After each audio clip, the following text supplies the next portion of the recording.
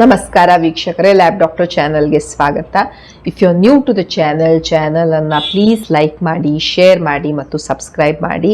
Because ಈ channel ಮುಖಾಂತರ ನಾವು ನಿಮಗೆ ಹೆಲ್ತ್ ರಿಲೇಟೆಡ್ ಇನ್ಫಾರ್ಮೇಷನ್, ಕರೆಕ್ಟ್ ಆದಂಥ ಮೆಡಿಕಲ್ ಇನ್ಫಾರ್ಮೇಷನನ್ನು ಕನ್ನಡದಲ್ಲಿ ಪ್ರಸ್ತುತಪಡಿಸ್ತಾ ಇರ್ತೇವೆ. ಸೊ ನೀವು ಚಾನಲನ್ನು ಲೈಕ್ ಮಾಡಿದರೆ, ಶೇರ್ ಮಾಡಿದರೆ ನಮಗೊಂದು ಮೋಟಿವೇಶನ್ ಇರುತ್ತೆ ನಿಮಗೆ ಒಳ್ಳೆಯ ಕಂಟೆಂಟ್ಸ್ ಇರುವಂಥ ವೀಡಿಯೋಸನ್ನು ಪ್ರಸ್ತುತಪಡಿಸಲಿಕ್ಕೆ.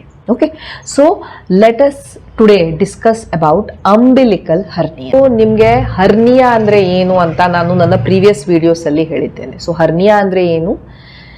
ಈ ನಿಮ್ಮ ಅಂಗಾಂಗಗಳನ್ನು ಹಿಡಿದಿಟ್ಟುಕೊಳ್ಳುವಂತಹ ನಿಮ್ಮ ಈ ಸ್ನಾಯುಗಳೇನಿದ್ದಾವೆ ಅವು ಯಾವಾಗ ವೀಕ್ ಆಗ್ತವೆ, ಅದು ಯಾವುದೇ ಕಾರಣದಿಂದ ವೀಕ್ ಆಗ್ತಾ ಇರ್ಬೋದು. ವಯಸ್ಸಿಂದ ಆ್ಯಸ್ ಯು ಏಜ್ ಅದು ವೀಕ್ ಆಗ್ತಾ ಇರ್ಬೋದು. ಮೊದಲೇನಾದರೂ ಅಲ್ಲಿ ಶಸ್ತ್ರಚಿಕಿತ್ಸೆ ಆಗಿತ್ತು, ಒಂದು ಕಟ್ ಎಕ್ಸೆಟ್ರಾ ಆಗಿತ್ತು, ಸೊ ಈಗ ಅದು ವೀಕ್ ಆಗಿ ಹೋಗಿದೆ. ಅಥವಾ ಹುಟ್ಟಿದಾಗಲೇ ಅಲ್ಲೇನಾದರೂ ಕಂಜನೈಟಲ್ ಡಿಫೆಕ್ಟ್ ಇತ್ತು, ಅದರಿಂದ ಅದು ವೀಕ್ ಆಗಿದೆ. ನಿಮಗೆ ಬಹಳ ಕೆಮ್ಮು ಎಕ್ಸೆಟ್ರಾ ಇದೆ ಆ್ಯಂಡ್ ಆದ್ದರಿಂದ ತುಂಬ ಪ್ರೆಷರ್ ಹಾಕ್ತಾ ಇದ್ದೀರಾ, ಆ ಸ್ನಾಯುಗಳೆಲ್ಲ ವೀಕ್ ಆಗಿ ಹೋಗಿದೆ.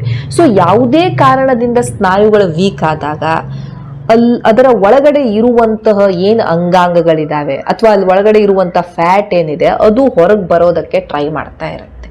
ಈಗ ಹೊರಗೆ ಬರಬೇಕಾದ್ರೆ ಅದೇನು ಉಬ್ಬನ್ನು ನಾವು ನೋಡ್ತಾ ಇರ್ತೀವಿ, ಏನು ಸ್ವೆಲ್ಲಿಂಗ್ ಅನ್ನ ನಾವು ನೋಡ್ತಾ ಇರ್ತೀವಿ, ಅದನ್ನ ನಾವು ಹರ್ನಿಯಾ ಅಂತ ಹೇಳ್ತಾ ಇರ್ತೀವಿ. ನೀವು ನೋಡಿರ್ಬೋದು ಹೊಕ್ಕಳ ಹತ್ರ ಏನೋ ಒಂದು ಸ್ವಲ್ಪ ಗಂಟು ತರ ಕಾಣಿಸ್ತಾ ಇರುತ್ತೆ, ಅಂಬಿಲಿಕಲ್ ಹರ್ನಿಯಾ. ಈಗ ನಿಮ್ಮ ತೊಡೆ ಸಂಧಿ ಹತ್ರ ಕೆಲವೊಂದ್ಸಲ ಒಂಥರ ಉಬ್ಬಿನ ತರ ಕಾಣಿಸ್ತಾ ಇರುತ್ತೆ, ಕೆಮ್ಮದಾಗೆಲ್ಲ ಸ್ವಲ್ಪ ಜಾಸ್ತಿನೇ ಪ್ರಾಮಿನೆಂಟ್ ಕಾಣ್ತಾ ಇರುತ್ತೆ. ನೀವು ಮಲ್ಕೊಂಡಾಗ ಎಲ್ಲ ಅದು ಏನೂ ಅಷ್ಟು ಕಾಣಿಸ್ತಾ ಇರೋದಿಲ್ಲ. ನೀವು ಯಾವಾಗ ಸ್ಟ್ರೇನ್ ಮಾಡ್ತೀರಾ, ನಿಮಗೆ ಕಾನ್ಸ್ಟಿಪೇಷನ್ ಇದೆ, ಮಲಬದ್ಧತೆ ಇದೆ, ನೀವು ಮಲ ಪಾಸ್ ಮಾಡ್ಬೇಕಾದ್ರೆ ಸ್ಟ್ರೇನ್ ಮಾಡ್ತಾ ಇದ್ದೀರಾ, ಅದು ಮತ್ತೆ ಪ್ರಾಮಿನೆಂಟ್ ಕಾಣುತ್ತೆ. ನೀವೇನಾದ್ರೂ ಹೆವಿ ಲಿಫ್ಟ್ ಮಾಡಕ್ ಹೋದ್ರಿ, ಅದು ತುಂಬಾ ಪ್ರಾಮಿನೆಂಟ್ ಕಾಣುತ್ತೆ. ಈ ರೀತಿ ಈ ಸ್ವೆಲ್ಲಿಂಗ್ ಏನಿದೆ ಅದನ್ನ ನಾವು ಹರ್ನಿಯಾ ಅಂತ ಹೇಳ್ತಾ ಇರ್ತೇವೆ. ಡಿಪೆಂಡಿಂಗ್ ಆನ್ ಎಲ್ಲಿ ಅದು ಹರ್ನಿಯಾ ಆಗ್ತಾ ಇದೆ ನಾವು ಹೆಸರನ್ನು ಕೊಡ್ತಾ ಇರ್ತೀವಿ. ಈಗ ನಿಮ್ಮ ಹೊಕ್ಕಳ ಹತ್ರ ಆಯ್ತು, ಅಂಬಿಲಿಕಸ್ ಹತ್ರ ಆಯ್ತು, ಅಂಬಿಲಿಕಲ್ ಹರ್ನಿಯಾ. ನಿಮ್ಮ ಇಂಗ್ವೈನಲ್ ಕೆನಾಲ್, ನಿಮ್ಮ ಈ ತೊಡೆ ಸಂಧಿಯ ಹತ್ರ ಆಯ್ತು, ಅದಕ್ಕೆ ಇಂಗ್ವೈನಲ್ ಹರ್ನಿಯಾ. ತೊಡೆ ಸಂಧಿಯ ಹತ್ರನೇ ಆಗುವಂತ ಇನ್ನೊಂದು ಹರ್ನಿಯಾ ಫಿಮೋರಲ್ ಹರ್ನಿಯಾ. ಅದೇ ರೀತಿ ಹಯಾಟಸ್ ಹರ್ನಿಯಾ, ನಿಮ್ಮ ಈ ಅಸಿಡಿಟಿ ಮಾಡುವಂಥದ್ದು, ಎಲ್ಲಿ ನಿಮ್ಮ ಹೊಟ್ಟೆ ಏನಿದೆ ಅದು ಡಯಾಫ್ರಾಮಿನ ಕೆಳಭಾಗದಲ್ಲಿ ಇರಬೇಕಾಗಿದ್ದು ಅಲ್ಲಿಂದ ಜಾರ್ಕೊಂಡು ಮೇಲ್ ಹೋಗಕ್ ಶುರು ಆಗತ್ತೆ, ಪೇಷಂಟಿಗೆ ಎದೆ ಉರಿ ಎಲ್ಲ ಮಾಡಕ್ ಶುರು ಆಗತ್ತೆ, ಅದು ಹಯಾಟಸ್ ಹರ್ನಿಯಾ. ಸೊ ಈ ರೀತಿ ಡಿಫ್ರೆಂಟ್ ಟೈಪ್ಸ್ ಆಫ್ ಹರ್ನಿಯಾ ಇರ್ತವೆ. ಓಕೆ, ಅಂತಹದ್ರಲ್ಲಿ ಒಂದು ಅಂಬಿಲಿಕಲ್ ಹರ್ನಿಯಾ ಅಥವಾ ಹೊಕ್ಕಳ ಹತ್ತಿರ ಬರುವಂತ ಹರ್ನಿಯಾ ಅಥವಾ ಅಂಡವಾಯು. ಸೊ ಈ ಅಂಬಿಲಿಕಲ್ಸ್ ಹರ್ನಿಯಾದಲ್ಲಿ ಇದು ನೀವು ನೋಡ್ಬೋದು ಹೆಣ್ಣು ಮಕ್ಕಳಲ್ಲಿ ಹೆಚ್ಚಿಗೆ ಕಾಮನ್ ಇರುತ್ತೆ, ಗಂಡಸರಿಗಿಂತ ಹೆಣ್ಮಕ್ಳಲ್ಲಿ ಕಾಮನ್ ಇರುತ್ತೆ. ಅಂಡ್ ಮಕ್ಕಳಲ್ಲಿ ಸಹ ಇದು ನಾವು ನೋಡ್ತಾ ಇರ್ತೇವೆ. ಸೊ ಒಳಗಡೆಯಿಂದ ಎಲ್ಲಿ ಆ ಅಂಬಿಲಿಕಸ್, ಆ ನೇವಲ್ ಏನಿದೆ, ಅಂಬಿಲಿಕಸ್ ಅಂದ್ರೆ ಏನು, ನಿಮ್ಮ ನಾಭಿ. ಯಾವಾಗ ಈ ತಾಯಿ ತನ್ನ ಮಗುವನ್ನ ಗರ್ಭದಲ್ಲಿ ಇಟ್ಕೊಂಡಿರ್ತಾಳೆ, ಅದಕ್ಕೆ ಫುಡ್ ಎಲ್ಲ ಸಪ್ಲೈ ಮಾಡಬೇಕಾದ್ರೆ ಅದು ಏನು ಕಾರ್ಡ್ ಇರುತ್ತೆ, ಅಂಬಿಲಿಕಲ್ ಕಾರ್ಡ್ ಅಂತ ನಾವೇನು ಹೇಳ್ತಾ ಇರ್ತೇವೆ, ಅದು ಈ ಮಗುವಿನ ಈ ನಾಭಿಗೆ ಕನೆಕ್ಟ್ ಆಗ್ತಾ ಇರುತ್ತೆ. ಹೊಕ್ಕಳ ಬಳ್ಳಿ ಏನ್ ಹೇಳ್ತಾ ಇರ್ತೇವೆ, ಸೊ ಅದು ಅಲ್ಲಿ ಕನೆಕ್ಟ್ ಆಗ್ತಾ ಇರುತ್ತೆ. ಸೊ ತಾಯಿಯಿಂದ ಬರುವಂತ ನ್ಯೂಟ್ರಿಷನ್ ಎಲ್ಲ ಆ ಮಗುವಿಗೆ ಆ ಬಳ್ಳಿಯ ಮುಖಾಂತರ ಹೋಗ್ತಾ ಇರುತ್ತೆ. Okay, so as it is ಅದು ಒಂದು ವೀಕ್ ಏರಿಯಾನೇ. ಓಕೆ, ಸೊ ಯೂಶಲಿ ಏನಾಗತ್ತೆ, ಅದು 5 years ಎಲ್ಲ ಅದು ಬಹಳ ಸ್ಟ್ರಾಂಗ್ ಆಗ್ತಾ ಇರುತ್ತೆ. ಸೊ ನೀವು ಮಕ್ಕಳಲ್ಲಿ ನೋಡ್ತಾ ಇರ್ಬೋದು, ಕೆಲವೊಂದ್ಸಲ ಹುಟ್ಟಿದ ಮಕ್ಕಳಲ್ಲೆಲ್ಲ ಅಲ್ಲಿ ಒಂಥರ ಸ್ವೆಲ್ಲಿಂಗ್ ಇರುತ್ತೆ. ಕ್ರಮೇಣವಾಗಿ ಬೈ 5 years ಎಲ್ಲ ಅದು ಆನ್ ಇಟ್ಸ್ ಓನ್ ಕ್ಲೋಸ್ ಆಗತ್ತೆ, ಮತ್ತೆ ಅವೆಲ್ಲ ಕಂಪ್ಲೀಟ್ಲಿ ಹೋಗ್ಬಿಡುತ್ತಾ ಇರುತ್ತೆ. ಬಟ್ ಕೆಲವೊಂದು ಮಕ್ಕಳಲ್ಲಿ ಅದು ಹಾಗೆ ಉಳ್ಕೊಳ್ಳುತ್ತೆ ಅಂಡ್ ಕೆಲವೊಂದ್ಸಲ ಪ್ರಾಬ್ಲಮ್ಸ್ ಅನ್ನ ಮಾಡತ್ತೆ.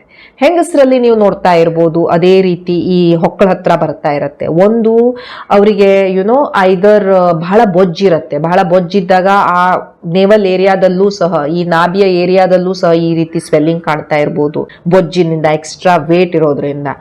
ಎರಡನೇದು ಅವರಿಗೆ ಕೆಮ್ಮಿದೆ ಅಥವಾ ಯಾವುದೋ ಕಾರಣದಿಂದ ಮಲಬದ್ಧತೆ ಇದೆ, ತುಂಬಾ ಸ್ಟ್ರೇನ್ ಮಾಡ್ತಾ ಇದ್ದಾರೆ ಮಲವನ್ನ ಪಾಸ್ ಮಾಡ್ಲಿಕ್ಕೆ, ಆವಾಗ ಅವರಿಗೆ ಈ ರೀತಿ ಅಂಬಿಲಿಕಲ್ ಹರ್ನಿಯಾ ಬರ್ತಾ ಇರ್ಬೋದು. ಮೊದ್ಲೇನೋ ಒಂದು ಸರ್ಜರಿನೋ ಆಪರೇಷನ್ ಆಗಿದೆ, ಸೊ ಆ ಜಾಗ ಮತ್ತು ವೀಕ್ ಆಗಿ ಹೋಗಿದೆ, ಅಲ್ಲಿ ಆವಾಗ ಈ ರೀತಿ ಹರ್ನಿಯಾ ಬರ್ತಾ ಇರ್ಬೋದು. ನಿಮ್ಗೆ ಬಹಳಷ್ಟು ಮಕ್ಕಳಾಗಿದ್ದಾರೆ, ಬಹಳಷ್ಟು ಮಲ್ಟಿಪಲ್ ಪ್ರೆಗ್ನೆನ್ಸಿಸ್ ಇತ್ತು, ಆವಾಗ ನಿಮ್ಮ ಸ್ನಾಯುಗಳು ಡೆಫಿನೆಟ್ಲಿ ವೀಕ್ ಆಗ್ತಾ ಇರ್ತವೆ, ಅಂತವರಲ್ಲಿ ಬರ್ತಾ ಇರ್ಬೋದು. ನಿಮ್ಮ ಹೊಟ್ಟೆಯಲ್ಲಿ ನೀರು ತುಂಬಿಕೊಂಡಿದೆ, ಅಸೈಟಿಸ್, ಆವಾಗ ಅಲ್ಲಿಯ ಪ್ರೆಷರ್ ಹೆಚ್ಚಿಗೆ ಆಗ್ಬೋದು, ಆವಾಗ ಈ ಅಂಬಿಲಿಕಸ್ ಹತ್ರ ಹರ್ನಿಯಾ ಆಗ್ತಾ ಇರ್ಬೋದು. ಸೊ ಏನು ಲಕ್ಷಣ ಇರ್ತವೆ ಈ ಅಂಬಿಲಿಕಸ್ ಹರ್ನಿಯಾ ಇದ್ದಾಗ?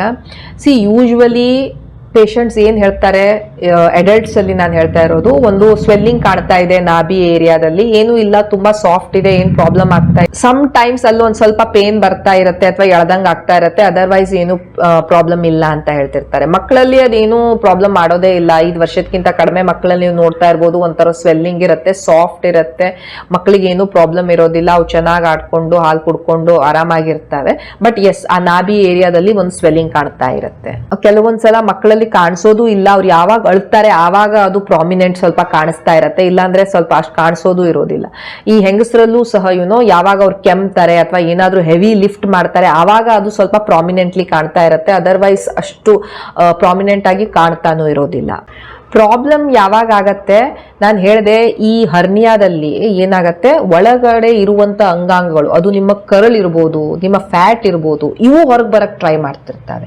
ಸೊ ಕೆಲವೊಂದು ಸಲ ಈ ಕರಳು ಏನಾಗತ್ತೆ, ಅದು ಅಲ್ಲಿ ಸ್ಟಕ್ ಆಗ್ಬಿಡ್ಬೋದು.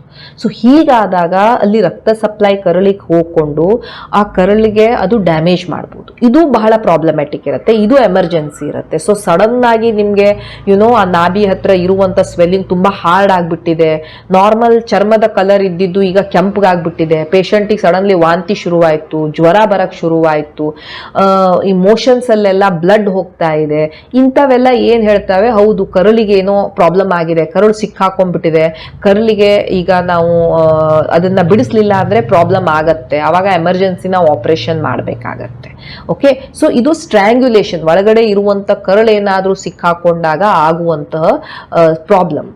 ಸೊ ಈಗ ಹೇಗೆ ನಾವು ಈ ಅಂಬಿಲಿಕಲ್ ಹರ್ನಿಯಾನ ಟ್ರೀಟ್ ಮಾಡ್ತೀವಿ? ನಾನು ಹೇಳಿದೆ, ಮಕ್ಕಳಲ್ಲೂ ನಾವು ಈ ಹರ್ನಿಯಾ ನೋಡ್ತಾ ಇರ್ತೇವೆ, ಬಟ್ ಯೂಶುವಲಿ ಒಂದು 5 ವರ್ಷ ಆದ್ಮೇಲೆ ಆನ್ ಇಟ್ಸ್ ಓನ್ ಅದು ಹೋಗ್ಬಿಡತ್ತೆ. ಓಕೆ, ಸೊ ನಿಮ್ ಡಾಕ್ಟರ್ ಅದನ್ನ ನೋಡ್ತಾರೆ ಅಂಡ್ ಕೆಲವೊಂದ್ಸಲ ಅದನ್ನ ಅವರು ಒಳಗ್ ಹಾಕಕ್ಕೂ ಟ್ರೈ ಮಾಡ್ತಾರೆ. ನಿಮ್ ಡಾಕ್ಟರ್ ಒಳಗ್ ಹಾಕ್ತಾ ಇದ್ದಾರೆ ಅಂದ ಮಾತ್ರಕ್ಕೆ ನೀವು ಅದನ್ನ ಟ್ರೈ ಮಾಡಕ್ ಹೋಗ್ಬಾರ್ದು ಮಕ್ಕಳಲ್ಲಿ, ಅದು ಬಹಳ ಡೇಂಜರಸ್ ಆಗಿರ್ಬೋದು. ಓಕೆ, ಸೊ ನಿಮ್ಮ ಡಾಕ್ಟರ್ ಏನ್ ಹೇಳ್ತಾರೆ ಅದನ್ನ ಫಾಲೋ ಮಾಡಿ, ಅದು ಅದ್ರ ಪಾಡಿಗೆ ಹೋಗತ್ತೆ. ಬಟ್ ನೀವಾಗ್ಲೇ ಅದನ್ನ ಒಳಗೆ ಒತ್ತೋದು ಅದನ್ನ ಎಲ್ಲ ಮಾಡಕ್ ಹೋಗ್ಬಾರ್ದು, it can be dangerous. So ಕೆಲವೊಂದ್ಸಲ ನಾವು ಮಕ್ಕಳಲ್ಲೂ ಟ್ರೀಟ್ ಮಾಡ್ಬೇಕಾಗಿ ಬರುತ್ತೆ. ಸಪೋಸ್ ಹರ್ನಿಯಾ ಬಹಳ ದೊಡ್ಡದಿದೆ, 2 ಸೆಂಟಿಮೀಟರ್ ಕಿಂತಾನು ಹೆಚ್ಚಿಗೆ ಇದೆ, ಅಥವಾ 5 ವರ್ಷ ಆಯ್ತು ಅಂದ್ರೂ ಆ ಸ್ವೆಲ್ಲಿಂಗ್ ಹೋಗ್ತಾನೆ ಇಲ್ಲ, ಬಹಳ ಪೇನ್ಫುಲ್ ಇದೆ ಆ ಹರ್ನಿಯಾ, ತುಂಬಾ ನೋವಿದೆ, ಅಥವಾ ಏನಾದ್ರೂ ದುರದೃಷ್ಟವಶಾತ್ ಆ ಕರಳು ಏನಾದ್ರೂ ಸಿಕ್ಕಾಕೊಳ್ತು ಅಂದ್ರೆ ಡೆಫಿನೆಟ್ಲಿ ನಾವು ಮಕ್ಕಳಲ್ಲೂ ಸಹ ಸರ್ಜರಿ ಅಥವಾ ಶಸ್ತ್ರಚಿಕಿತ್ಸೆಯನ್ನ ಮಾಡಲೇಬೇಕಾಗತ್ತೆ. ನೋಡಿ, ಹರ್ನಿಯಾ ಅಂದ್ರೆ ಈ ಸ್ನಾಯುಗಳ ವೀಕ್ನೆಸ್ ಇಂದ ಆಗೋದದು.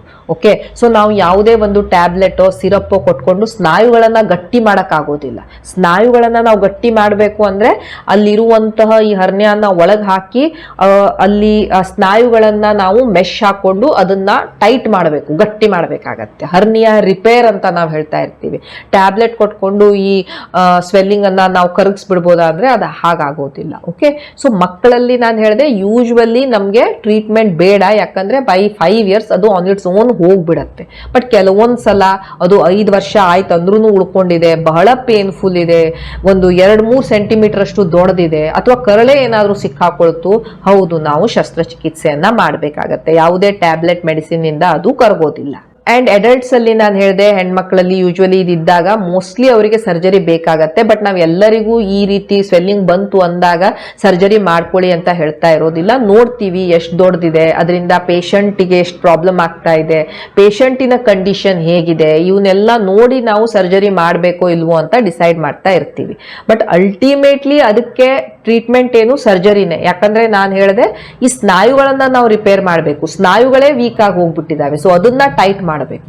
ಸೊ ಈಗ ಸರ್ಜರಿ ಮಾಡೋದಿತ್ತು ಅಂತ ಹೇಳಿದ್ರೆ ಏನ್ ಸರ್ಜರಿ ಮಾಡ್ತಾರೆ, ಹರ್ನಿಯಾ ರಿಪೇರ್ ಸರ್ಜರಿ. ಹರ್ನಿಯಾನ ನಾವು ರಿಪೇರ್ ಮಾಡಬೇಕು. ಹೇಗ್ ರಿಪೇರ್ ಮಾಡ್ತೀವಿ, ಅಲ್ಲಿರುವಂತ ಕರಳು ಎಕ್ಸೆಟ್ರಾ ಏನಿದೆ ಅದನ್ನ ನಾವು ಒಳಗ್ ಹಾಕ್ತಿವಿ ಮತ್ತು ಆ ಸ್ನಾಯುಗಳನ್ನ ಒಂದು ಮೆಶ್ ಹಾಕೊಂಡು ಹೊಲಿತೀವಿ. ಅದನ್ನ ನಾವು ರಿಪೇರ್ ಸರ್ಜರಿ ಅಂತ ಹೇಳ್ತಾ ಇರ್ತೀವಿ.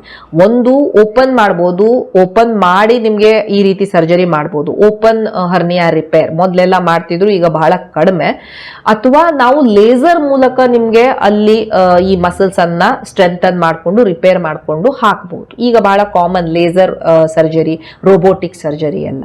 ಸೊ ಈ ರೀತಿ ನಾವು ಹರ್ನಿಯಾನ ರಿಪೇರ್ ಮಾಡಿಕೊಂಡು ಅದನ್ನ ನಾವು ಟ್ರೀಟ್ ಮಾಡಬಹುದು.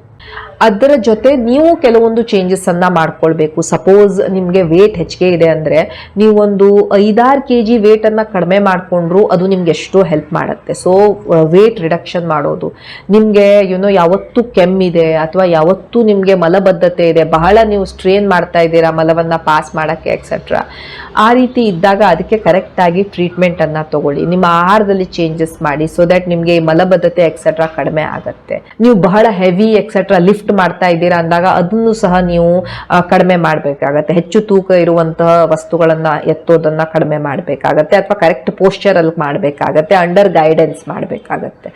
ಅಂಡ್ ನಿಮ್ಗೆ ನಾನು ಹೇಳಿದೆ ಸಡನ್ ಆಗಿ ಪೇನ್ ಬಂತು, ಬಹಳ ಫೀವರ್ ಆಗ್ತಾ ಇದೆ, ವಾಮಿಟಿಂಗ್ ಆಗ್ತಾ ಇದೆ, ಬ್ಲಡ್ ಹೋಗ್ತಾ ಇದೆ ಮೋಷನ್ ಅಲ್ಲಿ, ಈ ರೀತಿ ಎಲ್ಲ ಲಕ್ಷಣಗಳು ಬಂತು, ನಿಮ್ಗೆ ಆಲ್ರೆಡಿ ನಾಭಿ ಹತ್ತಿರ ಈ ರೀತಿ ಸ್ವೆಲ್ಲಿಂಗ್ ಇದೆ ಅಂದಾಗ ನೀವು ಸ್ವಲ್ಪ ಕೇರ್ಫುಲ್ ಆಗಿರಬೇಕು. ಅದರ ಕಲರ್ ಚೇಂಜ್ ಆಯ್ತು ಆ ಸ್ವೆಲ್ಲಿಂಗ್ ಇಂದು ಎಕ್ಸೆಟ್ರಾ ಅಂದಾಗ ನೀವು ಡೆಫಿನೆಟ್ಲಿ ಇಮಿಡಿಯೇಟ್ಲಿ ನಿಮ್ಮ ಡಾಕ್ಟರ್ ಹತ್ರ ಹೋಗ್ಬೇಕಾಗತ್ತೆ. Okay, so that was all about umbilical hernia. ಅದರ ಲಕ್ಷಣಗಳೇನು, ಯಾರಲ್ಲಿ ಬರ್ತವೆ, ಹೇಗೆ ನಾವು ಅದನ್ನ ಟ್ರೀಟ್ ಮಾಡ್ತೇವೆ. Thank you so much for watching the video. Please like, share and subscribe the channel. Thank you.